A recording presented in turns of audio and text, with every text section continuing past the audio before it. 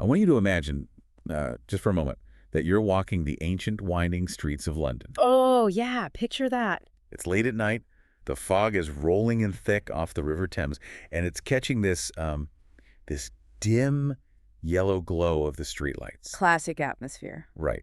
And every footstep you take is echoing against stone walls that have been standing for hundreds of years. Hundreds, sometimes almost 1,000. Exactly. Yeah. And right beneath the pavement you're walking on lies just thousands of years of layered history. I mean, you've got Roman ruins, plague pits, forgotten crypts. It's a city where the past is literally part of the foundation. It really is. And today on our deep dive, we're venturing into a massive stack of sources detailing the famous haunted landmarks of London. And it is a massive stack. It's huge. Yeah.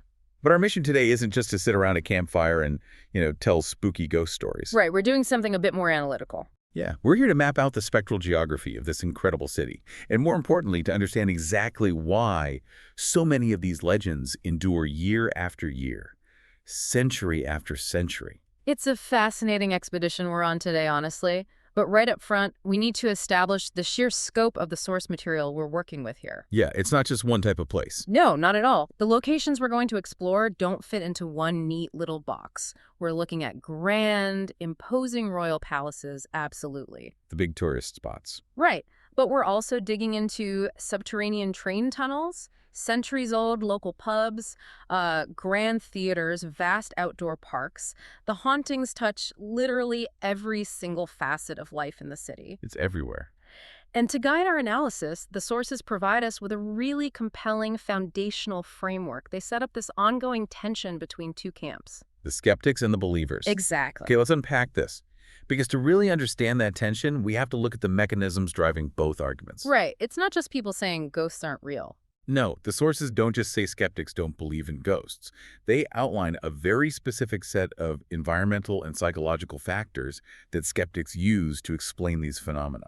The skeptical argument is incredibly persuasive when you look at the mechanics of these old structures. Yeah, the physics of it. Exactly. They argue that these sightings are essentially misinterpretations of natural phenomena heavily influenced by human psychology. I mean, think about the weird acoustics of ancient buildings. Oh, they're bizarre. You have curved stone ceilings, long uncarpeted corridors, drafty stairwells. A door closing 3 floors down can send a sound wave bouncing through an old castle in a way that sounds exactly like a heavy footstep right behind you. And the sources emphasize tricky lighting conditions, playing tricks on the eyes, too. Big time. In a lot of these locations, you're dealing with thick leaded glass or, flickering gas lamps in the historical agreement. Or even just dimly lit corners in modern times. Right. Your brain is desperately trying to make sense of incomplete visual data. Which leads perfectly into the psychological component the skeptics lean on. The sheer power of human psychology when we're in a suggestible state is staggering. Oh, for sure. If you know you're standing in a space where brutal executions took place, your brain is already primed. They're waiting for it. You're anticipating something terrifying, so your sensory perception just goes into overdrive. A cold draft isn't just poor insulation anymore. It's a spectral presence. Exactly. A trick of the light isn't a passing car, it's an apparition. I hear that. I really do. But let's put our skeptic hats aside for a second and look at the believer's counter-argument in the text. Fair enough. Because it is anchored firmly in volume and time. The believers argue that you can't just dismiss this as bad lighting or drafts when you have centuries of repeated eyewitness reports. The consistency is key for them. Right. We're talking about entirely different eras. People in the 16th century, the 19th century, and the 21st century often describing the exact same phenomena. Down to the clothing. Down to the clothing. Or the specific sounds in the exact same location. The sources make the case that this kind of consistent cross-generational data demands serious investigation. You can't just immediately dismiss it. And that's the tightrope we're walking today. The push and pull between environmental psychology and the sheer, overwhelming weight of centuries of anecdotal evidence. So, why London? Out of all the cities in the world, why does this particular metropolis have such a dense, overwhelming concentration of these stories? That's a great question. The sources give us a very clear blueprint of what makes London the ultimate haunted metropolis. It boils down to a few core factors. First, the historical violence. And we aren't just talking about a skirmish here or there. The text details centuries of highly public, highly brutal violence. Executions, mostly. Public executions were a staple of city life for a very long time. Plus, you have devastating civil wars, political purges, and massive plague outbreaks that fundamentally decimated the population. The trauma is just baked right into the timeline. It really is. Then you have the physical age of the city. So many of these ancient buildings date back hundreds of years. They've been standing through all that violence, just acting as silent witnesses. If we connect this to the bigger picture, London is essentially a perfect storm for ghost stories. You have this incredible physical layering. Building on top of buildings. Yes. New structures built directly on top of older ruins, which were built on top of ancient Roman settlements. And those physical layers perfectly mirror the psychological layers of the city. That's a great way to put it. The trauma, the history, the collective memory, it's all stacked on top of itself. The text also highlights the oral tradition of urban legends, which is kind of the cultural glue holding all of this together. Yeah. These stories are passed down from generation to generation. Cementing themselves in the local culture. Yeah, it becomes part of the city's actual identity. But going back to that skeptical viewpoint, the sources specifically note how dark, ancient, imposing environments trigger heightened perception. When you're in a space that feels old and carries a heavy history, your brain goes on high alert. I mean, think about it for yourself. Have you ever walked into a room where the lights were off, in a house you weren't completely familiar with? Oh, sure. Suddenly your heart rate ticks up just a bit. Every creak of the floorboards sounds like a deliberate footstep. A shadow from a passing car swinging across the wall suddenly looks like a looming figure. Exactly. Your mind is taking incomplete information in a dark environment and filling in the blanks with the scariest possible outcome. It's a survival instinct. Right. Now, multiply that feeling by 1,000 years of history and put yourself in a stone dungeon in London. It's an incredibly relatable phenomenon, and it explains why the lore is so incredibly potent in our first major category of locations from the text, which is the royal landmarks. The palaces. The concentration of power, combined with the extreme age of those structures, creates the ultimate breeding ground for these legends. Absolutely. And nowhere is that heavy, layered history more apparent than in the absolute crown jewel of our source material, the Tower of London. You can't talk about haunted London without the tower. You really can't. The sources emphasize just how old this structure is. It was built all the way back in 1078 by William the Conqueror. Over 900 years ago. And it's a triple threat of historical trauma. It wasn't just a royal residence. It was a notoriously brutal prison and an execution site. Which perfectly aligns with the historical violence factor we just discussed. The tower isn't just a building.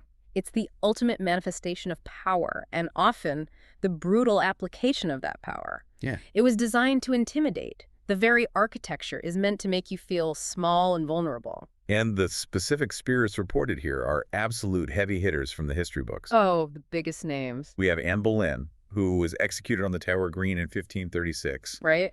And of course, the princes in the tower. The young boys widely believed to have been murdered on the orders of their uncle, Richard III, so he could secure the throne. Such a dark story. It is. But the reports from the tower aren't just vague feelings of unease from tourists taking photos. The sources detail guards. The yeoman warders. Exactly. Professional security personnel. The yeoman warders who actually live on the grounds. They report sightings of headless apparitions and unexplained footsteps echoing down the stone corridors. Let's put our skeptic hats back on for a second, though. Okay. These guards are working long, exhausting night shifts in an incredibly ancient, drafty stone fortress right on the edge of the River Thames. True. The wind howling through those battlements, the shifting shadows from security lights. Aren't we just looking at a textbook case of sleep deprivation meeting environmental triggers? I totally agree if it was just one guard having a spooky night. Fair. But the believers in the sources point out that these reports span centuries. You have guards in the 1800s reporting the exact same headless figures near the Queen's house that modern guards report today. That's the consistency again. The consistency is what makes it so hard to easily dismiss as just a draft. It is a prime example of history leaving a supposed imprint. And that theme continues when we look at Hampton Court Palace. Another massive royal site. Right. The text links this sprawling palace to another tragic royal figure, Catherine Howard, another of Henry VIII's ill-fated wives. The story here is so incredibly visceral. The legend says that upon learning she was going to be executed, she broke away from her guards, Just made her run for it. ran screaming down what is now known as the Haunted Gallery. She was desperately trying to reach the king's private chapel to plead for her life, but she was dragged back screaming. Horrifying. And according to the sources, both visitors and staff members have reported hearing those exact cries and seeing figures dressed in Tudor clothing wandering that specific hall. What's fascinating here is the pattern that emerges when you look at these royal sites.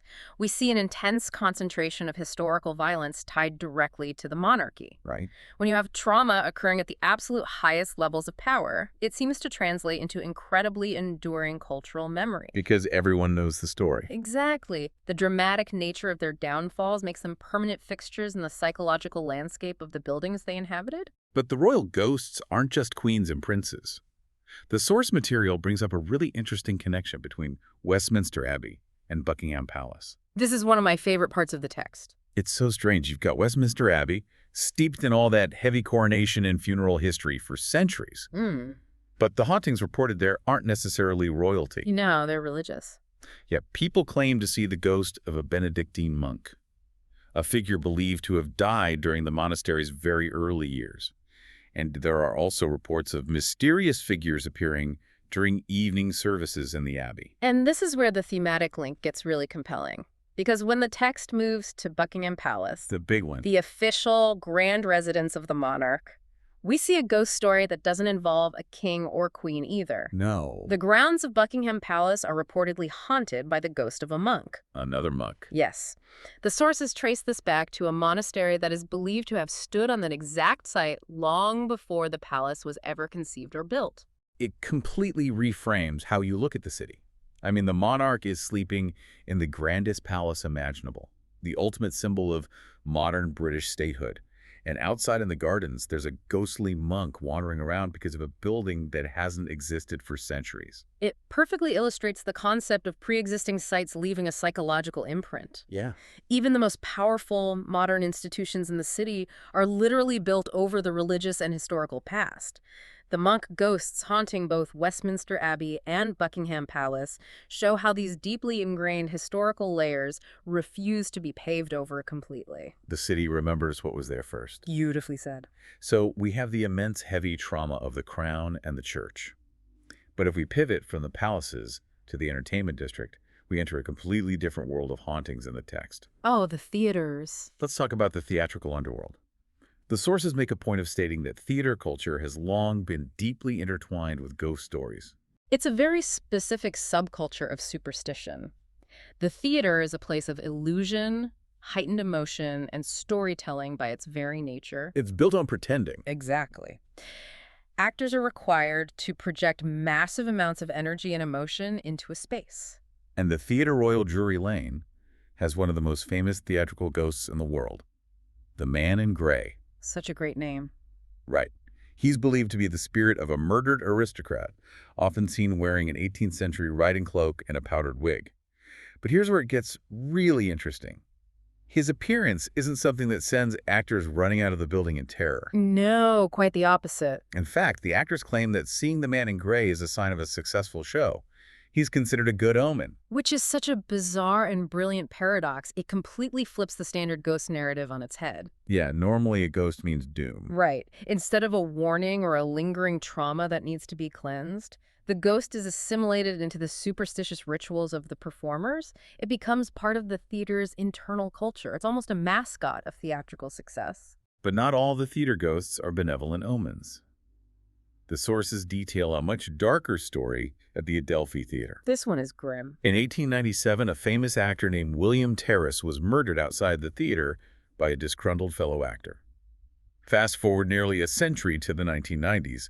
During renovations at the Adelphi, workers discovered remains that are actually believed to belong to him. Incredible timing. And his ghost is now said to appear in the backstage areas. Let's analyze that backstage environment, though. Okay. The atmosphere backstage at a theater is uniquely suited to these kinds of experiences. Think about the psychological factors we discussed earlier. The lighting and shadows. After a performance, the adrenaline is fading, the crowds are gone, and you're left with these massive, dark, empty spaces full of strange props, deep shadows, complex rigging, and echoing acoustics. It's a sensory minefield. It perfectly triggers that heightened perception.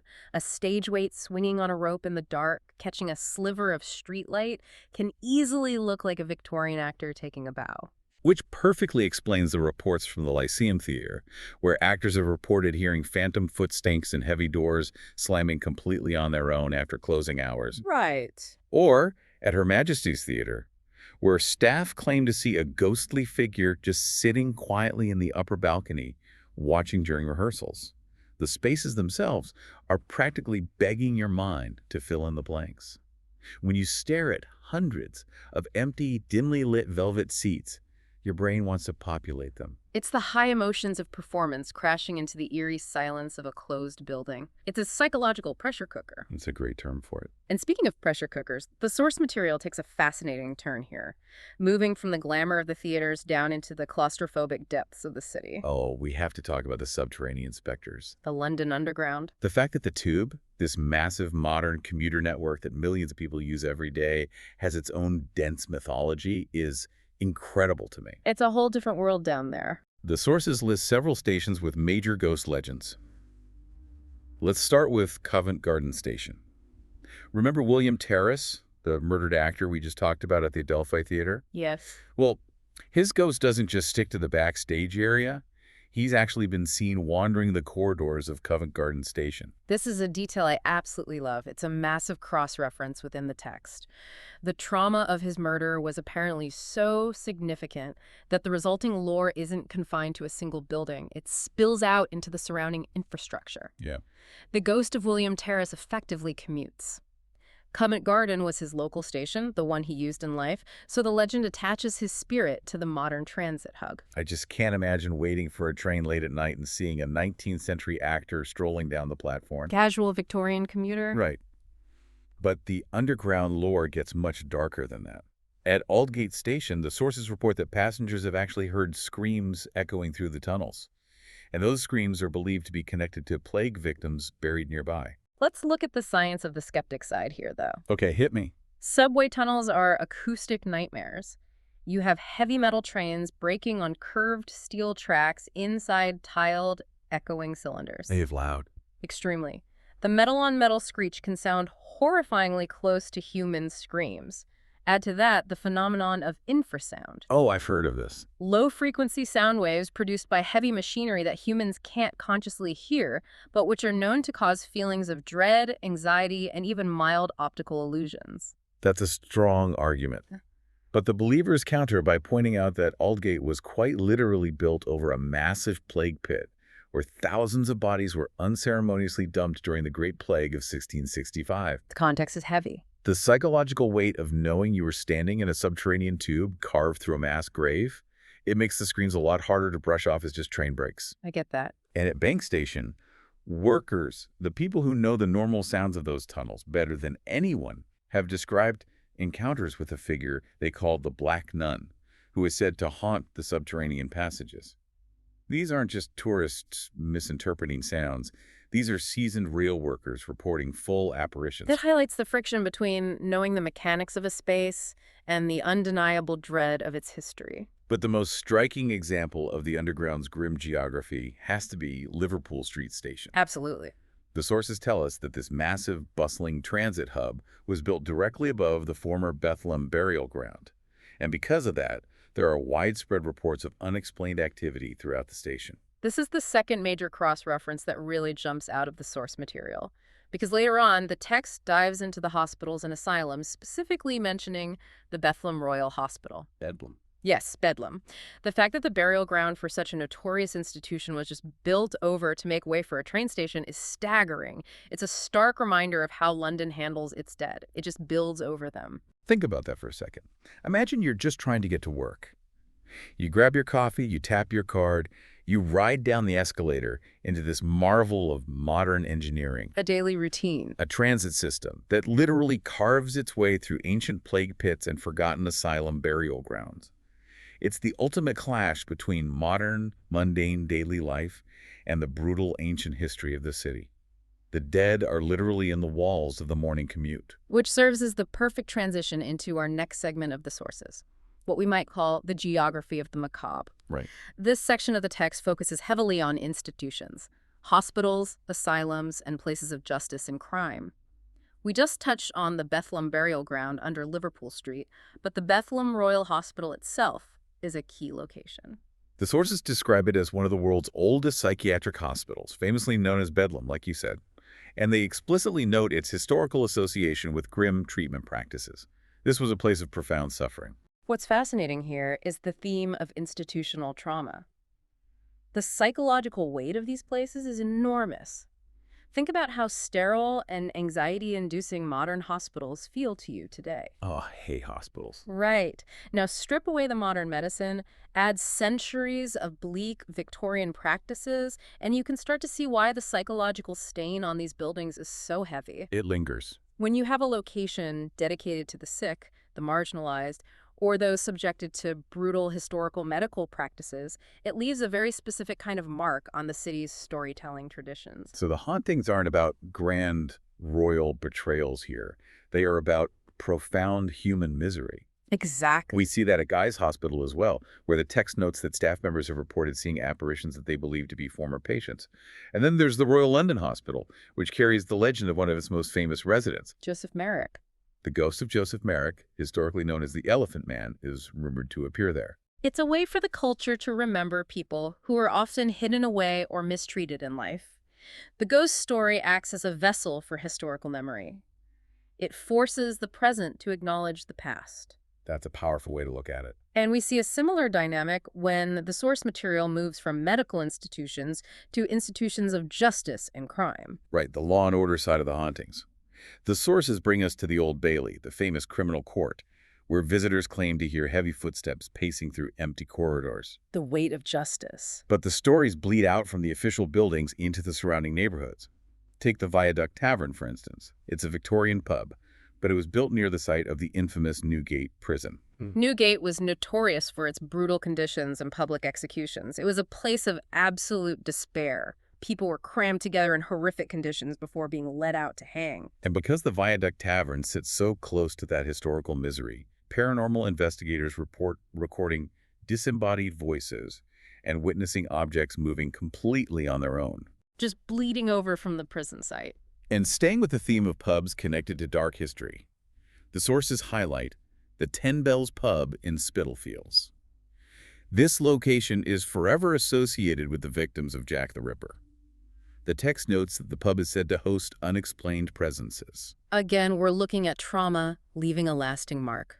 The fear and horror that gripped London during the Ripper murders was so intense that the locations associated with those events become permanently charged in the public imagination. They absorb the panic. The stories of the victims, much like the patients at the hospitals or the inmates at Newgate, become etched into the physical space of a place like the 10 Bells.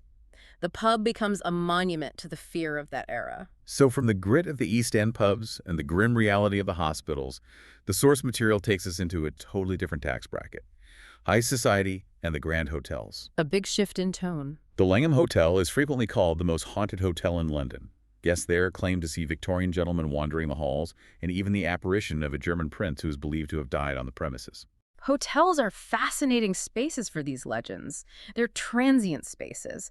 Thousands of people pass through them, leaving behind little emotional residues. Right. But they're also enclosed, sometimes claustrophobic spaces, especially the older Victorian ones with their long, dim corridors and heavily patterned decor. When you wake up in an unfamiliar room in a 150-year-old hotel, the silence can feel oppressive. But Berkeley Square is where the lore takes a really sharp turn. The text describes number 50 Berkeley Square as one of London's most haunted houses. The stories surrounding this townhouse date back to the 19th century, and the detail the sources provide is chilling. It's extreme. Several occupants reportedly died after experiencing something terrifying inside. We go from phantom footsteps and shadowy figures to actual recorded deaths attributed to sheer fright. What is it about the architecture or history of that specific townhouse that escalates the legend to lethal levels? It's a profound escalation. The idea of a space being so fundamentally hostile that people die just from being in the room, it's the ultimate haunted house trope. Now, the skeptics have had a field day with 50 Berkeley Square over the years. They point to environmental factors. Things like toxic Victorian wallpaper laced with arsenic. Oh, wow. Or slow, undetected gas leaks causing intense hallucinations and ultimately death. Okay, that makes perfect logical sense. A gas leak causes paranoia, hallucinations, and eventual suffocation. which to a 19th century observer looks exactly like someone dying of fright from a ghostly encounter. Exactly. But the sheer terror recorded in the historical accounts keeps the legend alive. And I think it's really useful to contrast the deep claustrophobia of a place like 50 Berkeley Square, where the terror is contained within four walls and potentially toxic air, with the vast open-air hauntings the sources detail Right, next. because the legends don't just stay indoors. They spill out into the city's massive parks and outdoor spaces. It's a completely different vibe. It is. You have Hyde Park, which is massive, where late-night walkers have reported seeing shadowy figures lingering near the Serpentine Lake. In Richmond Park, there are reports of phantom carriages, full horse-drawn setups appearing and traveling along the old carriage routes that cut through the landscape. The scale is totally different. The sheer scale of these outdoor spaces makes the idea of a haunting feel very different from being trapped in a townhouse bedroom. And look at Greenwich Park. The sources mention visitors claiming to see ghostly sailors near the Royal Observatory. This perfectly aligns with the specific history of that area. Oh, because of the naval history. Exactly. Greenwich has a deep, centuries-old maritime history.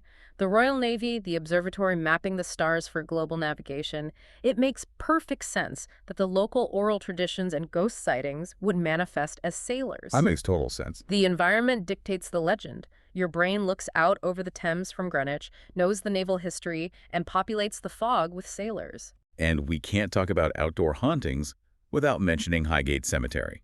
The sources specifically call out the Highgate vampire legend from the 1970s. The 70s. Yes. This wasn't a medieval ghost story. This was a modern, media-fueled panic about a vampire in one of London's most famous Victorian cemeteries. It just shows that the creation of these urban legends isn't something that stopped in the 1800s. It's an ongoing, evolving process. It proves that the cultural appetite for the macabre is as strong today as it was during the Tudor period, which brings us to a truly staggering part of the source material. The master list. Yes. As if the detailed locations we've discussed weren't enough, the text provides an exhaustive list of other heavily reported haunted sites. It outlines an endless map of shadows. To really impress upon you the sheer scale of what we're dealing with, we have to look at the volume of this remaining list. Right. We haven't even touched the bulk of the palaces and grand houses. The sources dump a mountain of them on us. Somerset House, St. James's Palace, Kensington Palace. Solon Palace, Strawberry Hill House. It's like a real estate portfolio of the damned. Right, and it keeps going. Eltham Palace, Chiswick House, Kenwood House. Even Austerley Park and Sutton House. And you've got places like the Old Operating Theatre Museum, which combines the grim medical history we talked about with the eerie age of the architecture. The sheer volume of high society haunts is staggering. Kew Palace, Scion House, the Dulwich Picture Gallery, the Horniman Museum. And the legal and historical institutions. Lincoln's Inn, Gray's Inn, Temple Church, Middle Temple Hall, Inner Temple Lane. Bruce Castle with the ghost of Lady Constantia, and the Clink Prison Museum. If you want to leave the palaces and just cross the river, the bridges and tunnels have their own ecosystem of lore. The sources list Tower Bridge, Blackfriars Bridge, London Bridge. Which makes sense considering the Thames itself has claimed countless lives over the centuries. It's a massive moving graveyard. Exactly. Even the Canary Wharf tunnels, the Rotherhithe Tunnel, the Greenwich Foot Tunnel, and the Blackwall Tunnel have their own lore. It's all connected. And it doesn't stop at infrastructure. You've got the markets, pubs, and leisure venues. The Savoy Hotel, the Savoy Theatre, Marble Arch, the Grenadier Pub. The Spaniards Inn, the Prospect of Whitby, Alexandra Palace, the Battersea Art Center. The legends adapt to whatever structure is there. And the list continues into modern and civic spaces. Yeah. The Chelsea Physic Garden, St. Bartholomew's Hospital, St. Paul's Cathedral, the Old Vic Theatre, the Roundhouse, the Hampton Court Maze, the Houses of Parliament, Woolwich Arsenal, Eltham High Street, Whitechapel Road, Smithfield Market, Charterhouse Square, Fleet Street, Leadenhall Market, Petticoat Lane, Spitalfields Market, Borough Market, Camden Market. It's essentially a comprehensive map of London commerce and governance. It is. And the outdoor spaces keep coming.